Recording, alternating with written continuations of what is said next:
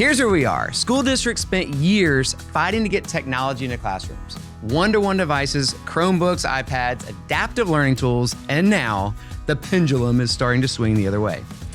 We've already seen wave 1, cell phone bans. Now wave 2 is starting, limiting screen time in classrooms. Missouri wants to cap digital instruction K through 5 at 45 minutes a day. LA Unified School District just passed a grade-by-grade screen time policy for upcoming school year. So, today's episode isn't about whether tech in schools is good or bad. That question's kind of already played out.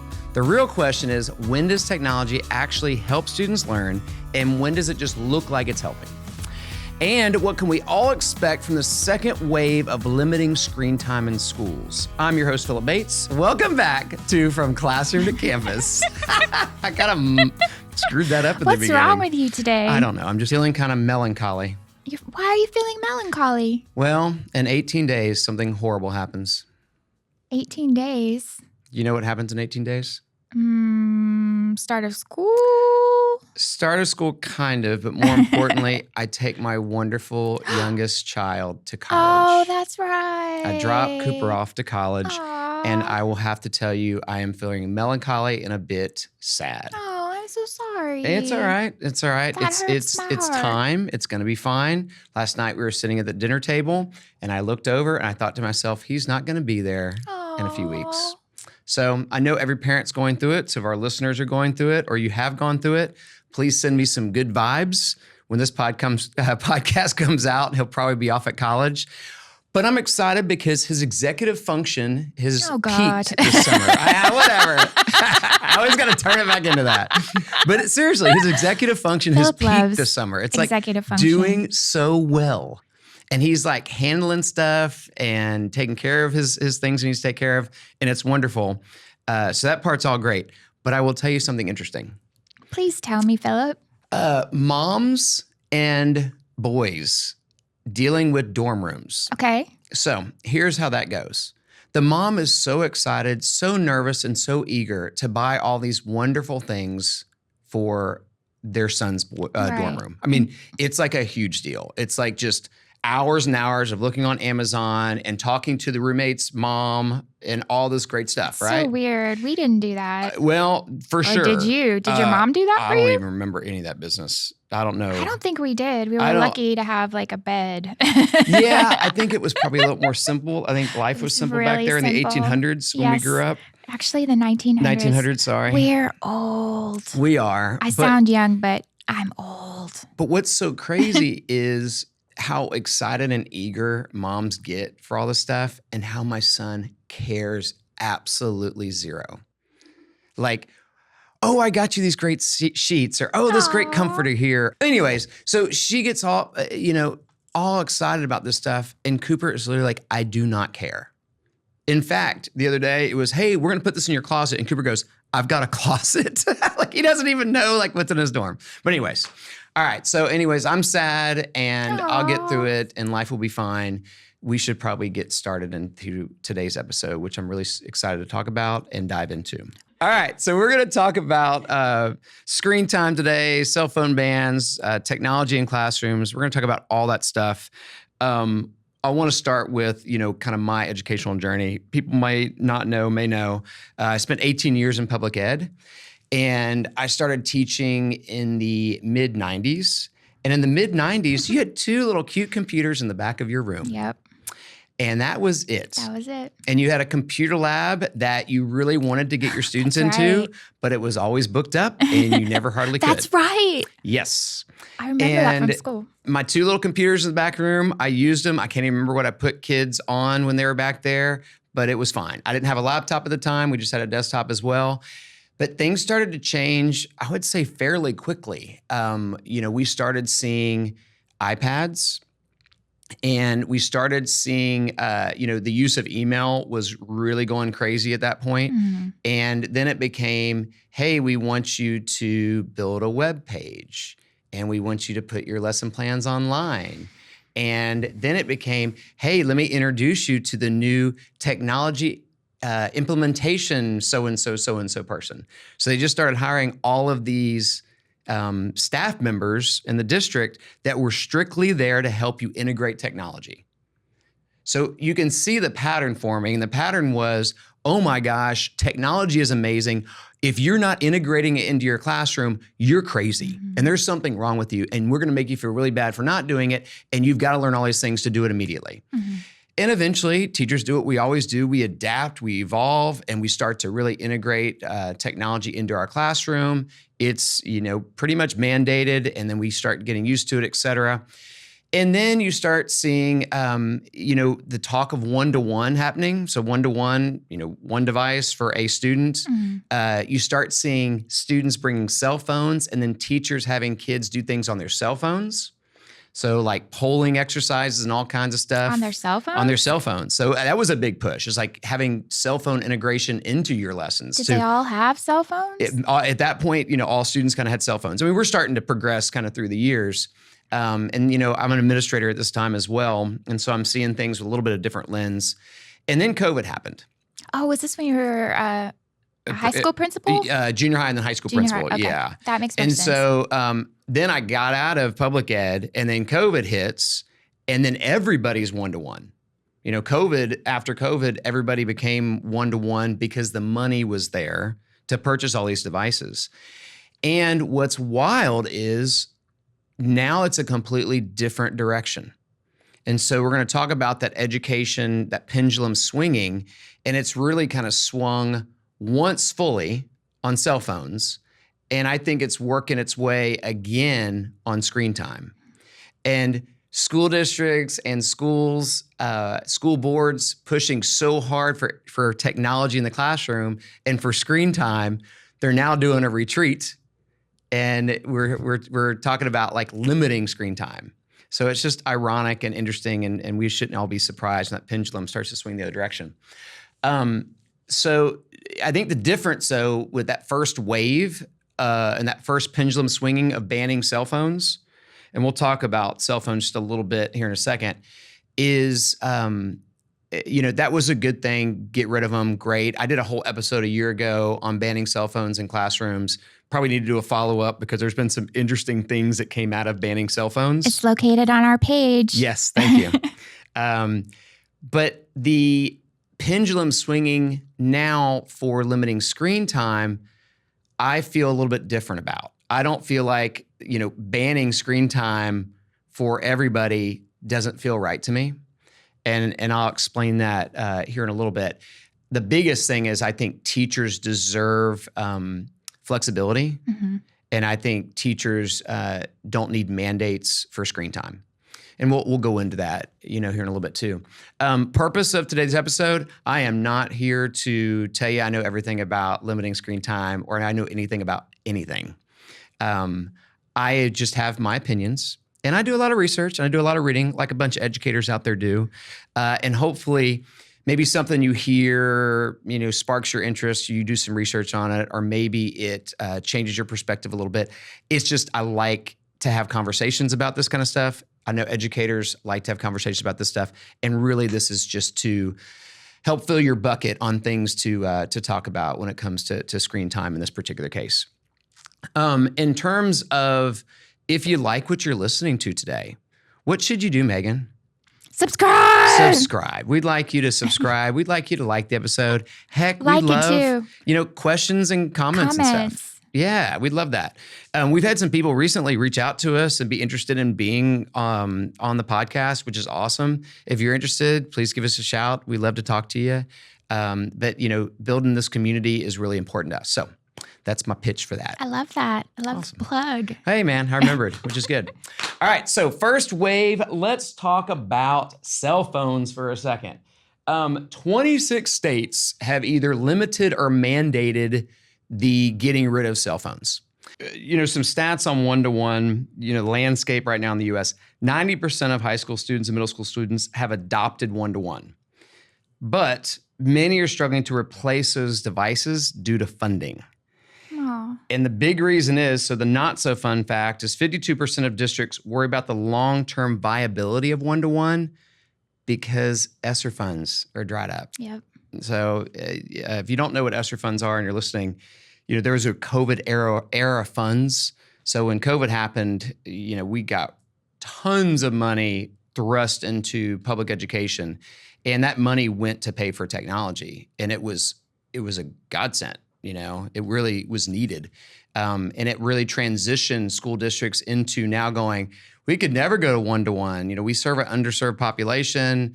Our district doesn't have a lot of ton of money. Okay, now we're one-to-one, and that's great. You buy all these Chromebooks, and Chromebooks are not relatively expensive, but you got to replace them, and that has been a challenge for school districts with technology. Yeah, well, I was just thinking, what about all the students where that Chromebook is the only access to resources that they have? Well, and then we'll talk about that. Okay. Yeah, Megan, that's a huge thing. And that's part of the positives of screen time, that whole equity and access kind of thing. Going back to cell phones real quick. So, we said 26 states have banned cell phone use or some degree of banning it. New York is a big state, lots of students. 76% of student engagement in the classroom has gone up. Or I should say student engagement in the classroom has gone up, according to 76% of people. Without technology. Without cell phones being in classrooms. 80% of teachers say they saw better social connections made by students because you remove cell phones. It makes sense. It totally makes sense. 60% said they saw a drop in bullying. Which that's really interesting. I would connect that into social media and kids not being on social media during the day. That's where a lot of bullying happens. A lot of cyberbullying, which is where most bullying starts anyway. One thing, Texas banned cell phones, but what's interesting is 38% of teachers feel like the ban increased their workload or stress. And one of the reasons why I wanted to do a follow-up on the cell phone ban is because it did put a great deal of pressure back onto teachers. For example, if you only knew teaching with cell phones, so you were only a teacher since cell phones are a thing, you were used to giving assignments, giving instruction, and then what would you do? Ask the students to get on their device and they would just work. naturally get They would just naturally get on their device. So if you've got a classroom of 30 students and some finished early, no problem, they're on devices. When they're on their devices, what are they not doing? Talking, being bad. That's exactly right. Yeah. So that is a change for educators, and many have had to adapt to, oh my gosh, what do I do if they finish an assignment early? Their classroom management, they didn't know they had a gap in their classroom management. Well, their gap was, what do I do to continue to engage, and what do I do to redirect? So there's been a lot of stress put on educators, particularly those that didn't teach prior to cell phones. Mm-hmm. Interesting. That's just kind of a young tidbit. Teachers. Yeah, mainly our younger teachers for sure. And then California, they have a phone-free school act that just passed in July. So that's a big deal for California to also back off cell phones. Yeah, I have a question about that too. Yeah, please. So isn't LAUSD's policy like it's grade by grade? Yes. Where do they get that from? Like, is there really that much of a difference? So LA Unified will go over their particular case because they did it grade by grade, and this is not cell phones, this is screen time stuff. Mm-hmm. So they did a cell phone ban in July, and they just passed, second largest district in the country, and they just passed, I think it's probably the most noteworthy policy limiting screen time. Mm-hmm. And we'll talk about that towards the end. That's a good question. Yeah. We'll talk about why it's grade by grade and that sort of thing. Well, yeah, I wonder how they're getting like all these numbers, like children should only be on for 45 minutes. Yeah. Or, I will tell you, they're not arbitrary. There's 6-year-old? research behind it. Yeah. That's what I was wondering. Yeah. No, it's a good question for sure. In terms of technology in classrooms and the positive nature of it, I said in the intro, nobody will debate that technology is not a good thing in the classroom. It's here to stay. It's a very, very good, positive thing. And I'll give you a few examples of that. Adaptive technology. Mm-hmm. Oh, yeah. is really huge. And your background and Yes, that's what we had. yeah, in And K6, it was K8. yeah, it was a big deal. I thought it had died out. It sounds like it hasn't. Definitely not, because when you take adaptive technology and you give that to a student, it allows a student to fill in gaps. Math is a good example of a student struggling with a math concept, and you back up a little bit and you reinforce, some foundational math concepts, and then you move forward again. That's where adaptive technology is really a fantastic thing. Yeah. I would say, going back to access, and equity, I've got a student had dyslexia. They were on a 504 plan. The accommodations are overwhelming to schools, to teachers. Having technology support that, whether it be text to speech, whether it be, language gaps.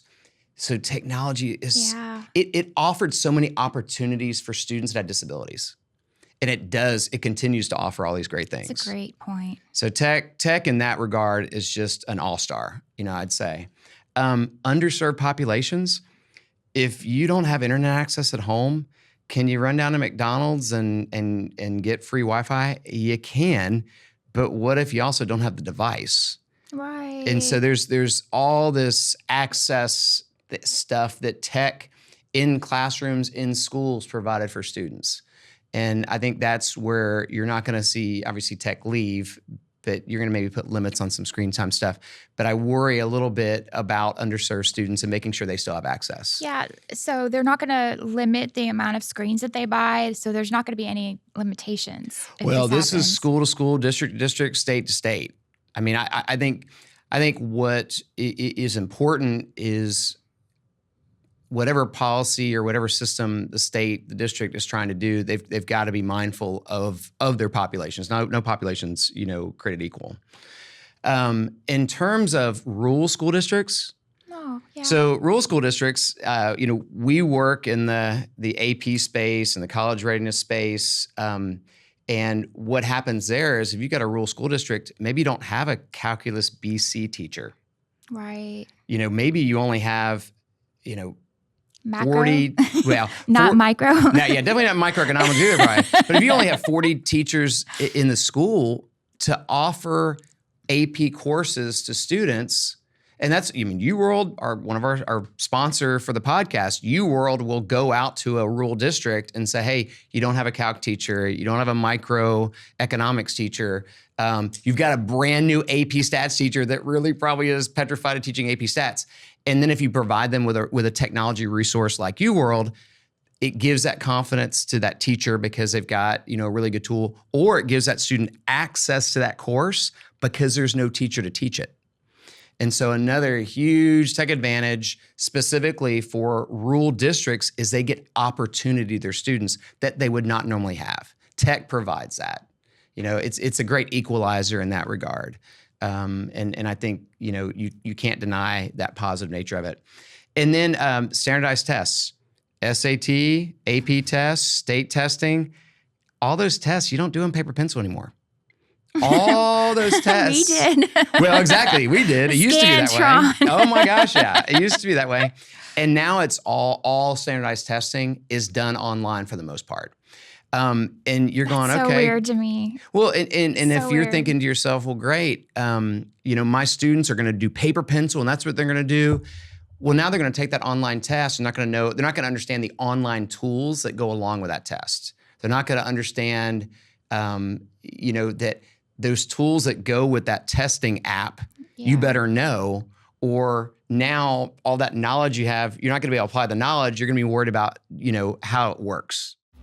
I'll be honest, I find that traditional test prep can feel like busy work. 1,000 questions here, 1,000 more there, and not much learning in between. UWorld takes a smarter approach. Our prep for the SAT and ACT gives students meaningful practice under time conditions, explains why they miss questions, and builds the skills that lead to real score gains. Educators love UWorld because it bridges assessment and instruction, turning practice into actual learning.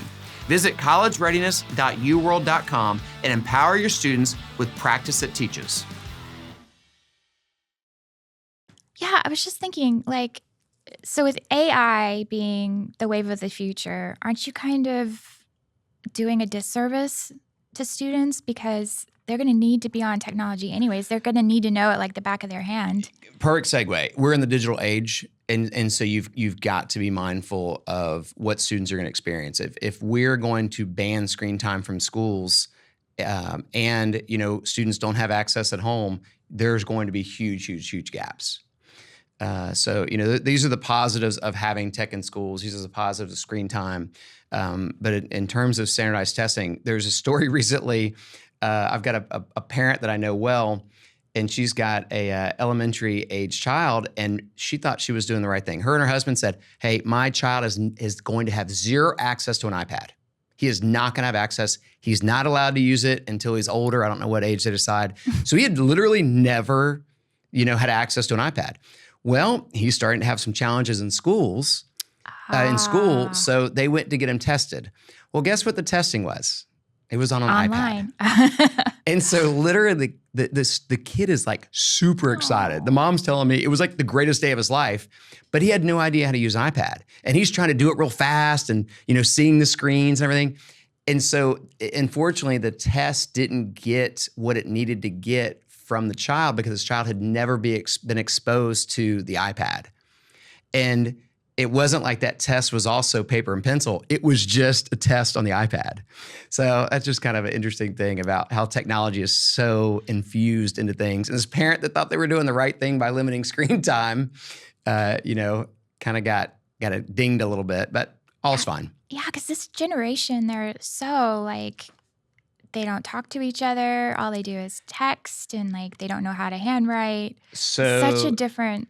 Good segue about, challenges of technology. Why is this big new wave of limiting screen time happening? So scary statistic, probably won't surprise you. Teens using screens 3+ hours a day are 30% less likely to meet physical activity guidelines. So, That's not good. Basically, the more time you're on a screen, the less likely you are physically active, that sort of thing. 2+ hours of recreational screen time correlates with a 2 to 3 times higher obesity rate. Wow. So we're not even talking about cognitive things. We're just talking about physical things, and we're just talking about screen time. And, the sad thing is all these hours, these are hours at home. So now you add in all these additional screen time hours at school, and then you're really increasing, a child's odds of being obese, lack of physical activity, that sort of thing. In terms of why is the big wave of screen time coming? So let's talk about the challenges. We'll talk about physical toll. Strains your eyes, impacts your sleep, cognitive things, attention spans. I mean, we have seen it. It's research-based. Students' attention spans have dropped because of screen time. Here's another unique one that maybe people out there haven't thought about, specifically if you're a non-educator. If you're a high school student, I hate these questions. And you're sitting in human geography. Yeah. And the teacher throws a challenging question at you, or you're working through a challenging question, you've got two options. You can ask the teacher, you can ask your friend. Yes. Okay. That would be the old school, before screen time, before all that stuff. Or you could look at your arm where you wrote the answer. You wanted to cheat? Very true. Point being is now there's a third option. Okay. And that third option is your technology. You can go to the internet, you can go to AI. Well, there's big problems with that. The first thing is when a teacher is able to guide a student, or a peer is able to guide a student, two things happen. That teacher feels really good about what they're doing. They're helping a student. That student is also getting correct, solid information. When they ask a peer, well, they're either getting the correct answer or going, oh my gosh, you don't know either. I don't feel so bad about myself. You don't know the answer. I don't know the answer. Great, let's go talk to the teacher. Because there is a good, wonderful psychological thing that happens when you don't feel like an idiot in class and you feel like there's somebody else who's got the same, challenge as you. That student goes to AI, that student goes to the internet and tries to find the answer. Now, we question, number one, are they getting the correct information? We question, number two, if they always have the answer, if they never feel like they're struggling, if they're never feeling productive struggle. You beat me. If they're never feeling that, that is psychologically not a good thing. We're not teaching kids how to respond to adversity. We're not teaching kids that sometimes you don't know the right answer. It's just a real mess. And I think a lot of people don't think about that when it comes to screen time and technology. But if students aren't going to peers and teachers for answers, that has a lot of negative impact, a lot of negative things around that. And I spent a long time on that particular negative, but I think it's one that people need to recognize, not just kind of the cognitive and the physical things. What about the social too? Oh, absolutely. I mean, the social aspect of technology, even removing cell phones, any educator out there is going to know this. What happened when we removed cell phones from schools? Well, most schools, most classrooms have, the Google Suite. Mm-hmm. So that is Google Docs. So how hard is it to create a Google Doc, invite your friends to that Google Doc, and guess what? Now you're texting each other all day long through a Google Doc. That's brilliant. It's brilliant, and students are real smart, and they find ways around things. So if that student is in front of their laptop all day long, they're essentially in front of their phone texting back and forth through a Google Doc.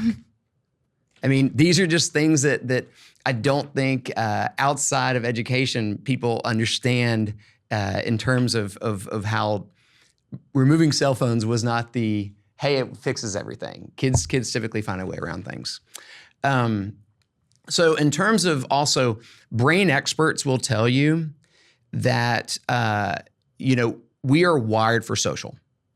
So all of us, Zach, Megan, myself, we are wired for social. And you see that. We work in an office. We talk to each other all the time. It is something that the brain absolutely craves. There's a ton of research behind this. It is actually, here's how important social is. Social is such a strong pull for us. We value it really more than like shelter and food to some degree. We crave it and value it that much. That's how important social interaction is. And you can see with these spikes and the horrible levels of depression, there's a million things going on in young people, and that is because they're not getting that social interaction. And just removing cell phones doesn't fix all of that. There's obviously screens, screen time and devices other than cell phones are hurting that as well. Like your son, when we went to your house, I remember he was watching soccer and just looking at his phone. The whole time we were there. Yeah. Yeah. I think that's attention span. Yeah. And that dopamine hit. And it used to be enough to just watch TV. And remember, that used to be the big thing. Yeah. Oh my gosh, your brain's going to rot. You're watching TV. Now, as a father, I tend to try to encourage my child just to watch TV. It's like, I know, that's hard. Me too, but I can't talk. I do the same exact thing. For sure. I'm just scrolling and watching TV at the same time, scrolling. Yeah, and I think it's having a courageous friend or family member to point out, hey, you're not focused here. Let's watch this together. And it's so hard now. It's so hard now. Absolutely. But yeah, I do remember my lovely son, trying to watch the game and do another thing, probably two other things at the same time. Yeah. So super frustrating. All right. In terms of balance. So we're really just looking for balance. And I think when I talked about doing a soft landing with limiting screen time, what I hope a soft landing and limiting screen time includes is how to create balance with screen time and balance with technology. And I think there's this term that's kind of been circling around and circulating around, I should say, and that's called tech with intention. So the concept of tech with intention is essentially, if you could do the activity with paper and pencil, hey man, great, do it. If technology doesn't change the outcome of that, why use it? Okay. So if technology, and you can't go, well, technology let me do it faster, or technology would make it look cool or look pretty or something like that. That's not transformational. That's not a good use of technology. If using technology creates something new enhances the experience in a great way, then tech is a great thing to integrate with that. So you're saying like project by project, you decide, are the students going to write this out or are we going to use technology? Absolutely. Rather than saying like, for 2 hours, we're going to just talk and I'm going to present to you and you're going to do everything on paper and pencil. And then we're going to move to the Chromebooks. Yeah. You know? Exactly right. So I'll give you a couple good examples. So just putting a worksheet online, not a good use of technology. You know, whether or not they're typing in the answer or whether they're writing the answer, you're going to, actually get more bang for the buck with a student actually handwriting the answer, because we have done a ton of research and you actually writing things out. There's a benefit to remembering and that sort of thing. I have this crazy pad that has just gibberish all over it, but that's how I remember things. Absolutely. Absolutely. And I think students are kind of missing out on that. So, just taking a worksheet and dumping it online, bad idea. I'll give you a good way to do it. So, science in high schools, they'll do a lot of simulation activities. So, maybe it's a physics experiment and they're trying to figure out, will this bridge hold X amount of weight? Well, yeah, you can That's right. use paper and pencil, I guess, but you're not going to get a lot out of that if you could put that into a program that would simulate adding weight to that and adjust it gradually. So things that you do simulation-wise, you can see it, you can visualize it, you can change it quicker. That is a wonderful use of technology. But what about writing it out too? Like working it out on a piece of paper? Well, I'm not talking about, if you understand how to do the equation maybe in physics, awesome. But if you're really trying to test an experiment, to do that efficiently, or to really see that in live action. So, but going back to what you said, you're spot on. Every educator should look at the particular task and go, hey, do I need technology here? So that's what you mean by balance. Yes, that's what I mean by tech with intention. And that's the balance that we want to achieve. I think the challenge is that teachers for years have been told, we're one-to-one, everything goes on Chromebooks, everything is integrated. You need to do all this. Lesson plans online, web page, everything's online. And it's just swung so far. And now we're seeing all these detrimental effects of screen time. And what we don't want to do is say, no more screen time, or we don't want to just limit screen time without educating and supporting teachers who only know a world where everything's got to go online. Mm-hmm. And I think that will be a drastic, detrimental move to just whip away devices and completely limit technology to that extent. It needs to be a conversation. It needs to be a gradual process. It needs to be not a mandate. And, when it comes to, I'm jumping ahead a little bit because I've got some suggestions on that, what administrators can do and teachers can do. Another balancing piece of it is, we've given students access to so much technology without teaching them the prerequisite skills. You're right. What are prerequisite skills when it comes to technology? Keyboarding. There's two rules of thumb. Some people, they'll eventually, learn how to keyboard when they're keyboarding enough. Yeah, I don't buy into that. We have structured ways of teaching keyboarding for efficiency. Why would we get away from that? We don't want people hunting and pecking. That's not a good idea. My dad was always a big hunting and pecker guy. Well, that didn't sound good. Hunting and pecker guy. Zach may have to delete that. But ultimately, there's an efficiency when it comes to keyboarding, and I think students need that. I think that just like we should, teach how to correctly, handwriting, we also should teach how to do keyboarding. Interesting. Lots of other prerequisite skills. Bias. You don't truly understand bias if all you know to do is to go and search the internet. Perfect example is routinely my beautiful, wonderful children will tell me a fun fact. And the first thing I ask them is, you found that on TikTok, didn't you? Because sometimes that fact is really kind of interesting and great. And other times that fact is bogus. And I think a lot of times it's not the child's fault. They've gone to the internet. They've gotten what they think is the gospel, correct information. TikTok is the gospel. Yeah, TikTok is definitely not the gospel. But they haven't learned to validate the research. They haven't learned the bias of just kind of the information out there. That's right. And so I think that's a really good, important prerequisite skill that has to go along with technology. And I think we're leaving those things out. Plagiarism. Oh my gosh. Plagiarism is such a thing that students, I don't think, are doing and knowing they're doing it. I don't think the average student even understands what plagiarism is because we've just so used thrust to it. technology Yeah. into it and that sort of thing. AI in general, teaching how to use AI effectively. I mean, we've even seen it, in the workplace. We've kind of thrust AI on coworkers and companies, I think, have thrust AI on folks without a lot of understanding of how to use it. It's kind of like figure it out, which absolutely you can do it that way, but there's a more efficient way of doing that. Real quick AI thing, what I worry about with this generation is, yes, they'll know how to use AI, but if they don't know how to validate the AI, is it really a good use of AI? And I think if that doesn't start happening in high schools and in college, we're going to have some trouble. So we're talking about the importance of actually using technology. Yeah, absolutely. It's important. Yep. And that's where the balance comes in. This is the world we live in. Yep. And that's where the balance comes in. And that's why we want a soft landing when that pendulum swings the other direction. I kind of feel like it's a little too late. Like, what do you mean?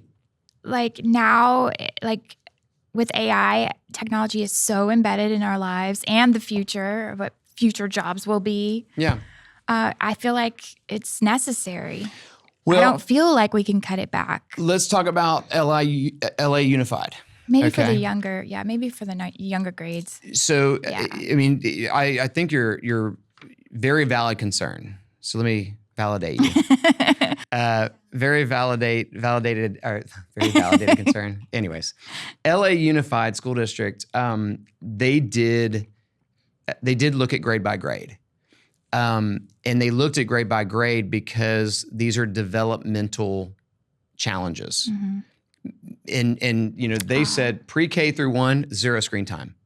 Absolutely 0 screen time. That makes sense. Totally makes sense to me. 2nd grade through 5th grade, 60 minutes per day. Like, where did they get that number from? Yeah, I think that number is probably coming from the research. I think they're validating and justifying those numbers based on some really, really, strong PhD, brilliant people who are saying that this is a number that makes sense. And I think, there will be some challenges out there when you've got a kindergarten teacher who has used devices ever since he or she started teaching, and now we're saying, nope, see you later screens. I think you've got to have some training involved in what fills those voids. Yeah. But I do like the progression of things. I don't know enough about the policy if they followed it up with, hey, in 2nd grade, you need to learn you need to support your students by learning these prerequisite things before you introduce technology. Yes, yes. And they may do that. And I probably should go back and look more at the policy. But I think any policy that limits screen time should have those caveats kind of built into it, or those steps kind of built into it. Middle school, high school, 120 minutes per day. And you're going, that's a lot, but that includes homework. No, I think that's fine. Yeah, I mean, when you get to middle school. Yeah, I mean, you got a 7-hour day, and it's also including homework. But these are big changes. I mean, these are big, significant changes, and good for LA Unified School District to their board. From my understanding, the board, really pushed for this and passed this. I think you're going to see policies like this, really, really increasing. I know that there are 16 states this past year that push for something similar. And that's at the state level, not at this giant 2nd largest school district, even bigger, full states are pushing that. Now, only 6 states got it passed. And only 6 states have something now in the books that got passed. Which states? I'm glad you asked me that. I actually know that. Iowa, Tennessee, Utah, Alabama, Virginia, Maine. One more time. Iowa, Tennessee, Utah, Alabama, Virginia, Maine. I just did that for funsies. Okay. Well, I was happy to read them again. So those are the 6 states that have something passed. And, if 16 proposed it, 6 passed it, we all know what's going to happen. That, windfall, it's not a windfall yet, but it's going to become a windfall. And this state's going to pass it, that state's going to pass it. It's going to kind of increase. Very similar just how the cell phone stuff happened. So we are seeing a trend. So I'm a administrator, I'm a teacher, and I'm waiting for my district to come up with a policy, or my state to come up with a policy to limit screen time. And I feel adamant that I need to limit screen time in my building, in my classroom. What can you do? Great question. Yeah, I think it's a really good concern, and I think it's something that teachers are pondering and administrators are pondering. I like this. I like coming up with a dip your toe kind of policy. So how about every junior high, every high school say, hey, we're going to do no technology Tuesday. I love it.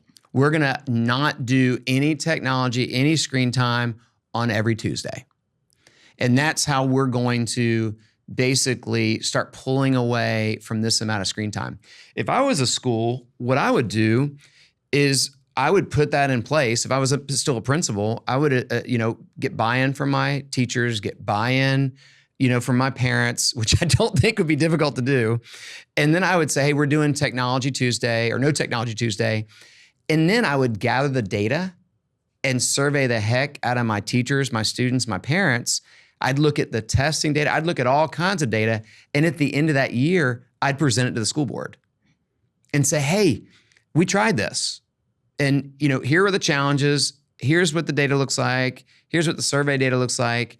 And here's the result of this, to try to not only encourage having conversations about creating these type of policies like LA Unified did and these other 6 states did, but also more importantly, to talk about, if we do create this policy, what does it need to include? And how do we stair step it? And how do we look at grade levels? And hey, then great, go grab a bunch of research too, because you take all that research out there that all these brilliant people are doing, pair that with real life data from a school and doing a No Tech Tuesday.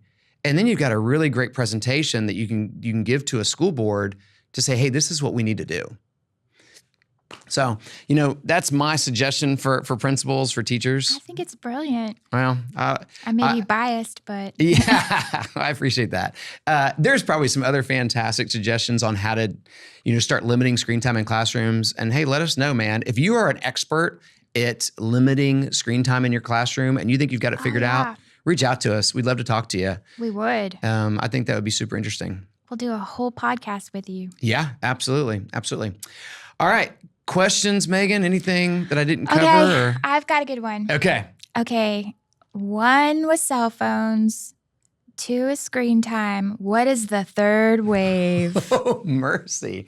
You're gonna make me think. What is the third wave? I think the third wave, slightly related to the second wave. I think with AI, I think we're gonna see how AI kind of plays out in schools. And I think that's going to be something. What I wish was the third wave is I wish we would break out of the current mold of school in 2 different ways. Way number 1 is you're 6, you're going to kindergarten. You're 7, you're going to first grade. You're 8, you're going to second grade. I think that's kind of an archaic way. Children develop at different rates. Right. And we're either thrusting kids into situations that they aren't ready for, or we're holding students back. I also think the calendar is a bit of a joke as well. The research will tell you that the ideal scenario is for students to go about 6 weeks of school and then have a little break and then go another 6 weeks have a little break. And you see, if you look at the research, having off an entire summer, I mean, that calendar was based on like a farming calendar, or I guess some people debate it and say it was more like, based on, urban factory calendar. I don't know. I got to go back and look at all that stuff, but it doesn't make sense from a child development standpoint. So it would be really cool if the third wave was to move education in a direction that was good for students. So Thank you. you're welcome. I wasn't ready for that question, but I handled it pretty good. I tap danced That's what pretty you decent. get.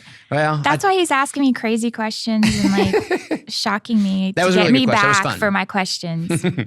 Do you think there's a difference where the screen time is for student instruction versus drills? Like, is there a difference should the teacher be giving instruction and they just do drills on their screens? Like, what are your thoughts on that? So going back to that tech with intention, there is, and going back to, where tech, I think, benefits, students. One thing that tech can provide is it certainly can be a force multiplier. So force multiplier. Like Star Wars? All right, so force multiplier, you would hear, maybe in a Star Wars movie, but you hear like in the military, like a weapon system as a force multiplier, whatever. But, talking about it being a force multiplier for a teacher, if you have a tech tool that provides students with really quality, immediate feedback, you are doing just that.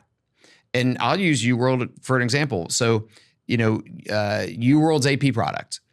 Student answers a UWorld AP question, and they don't get just it's right or wrong. They get, hey, here's the feedback on what your misconception was, and hey, we're going to reteach you that skill. And so if you get a question like this again, it's going to you're going to do better on it because we've actually filled in a gap there. So when you've got that, it's a force multiplier because that teacher doesn't have time to run around with every single question that in that classroom and go in individually and walk them through what their misconception was. Number two is you've got the ability to have an explanation to a question that teacher doesn't have time to write. Mm-hmm. So in that way, I love practice. Drill and kill to me is not that. Drill and kill is you got the answer wrong, it's wrong, go to the next question, better luck next time. But technology can provide immediate feedback, and I think that's huge. Like we do at UWorld? You're exactly right. That's all I got. All right. So I asked the others during when we were talking. So. Yeah, no, that's wonderful. All right, so folks, hopefully you enjoyed the episode. Hopefully you heard something that piqued your interest. Please subscribe, like our episode, all that good stuff. Your eyes are telling me that we went long today. How long did we go? You're right. How long did we go? It's almost an hour. Oh my goodness, I ranted for an hour. Well, hopefully people enjoyed it.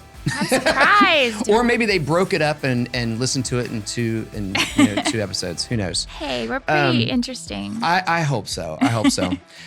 Folks, as we always, first of all, let me thank Zach. Let me thank Megan.